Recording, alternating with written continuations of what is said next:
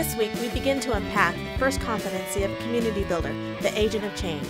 The agent of change understands, demonstrates, and exerts influence by building trust and relationships to act as a catalyst for change.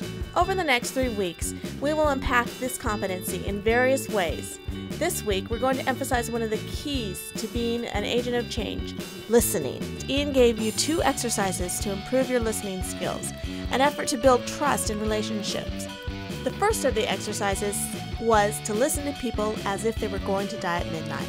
In other words, giving people your full attention, full focus, and all your heart and soul to truly listen with your eyes, your ears, and your intuition.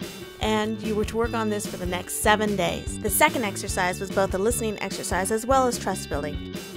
Ian challenged us to send out a survey to gain feedback about our personal performance to those that we lead and those that we work with. All those that might have insight to our personal performance.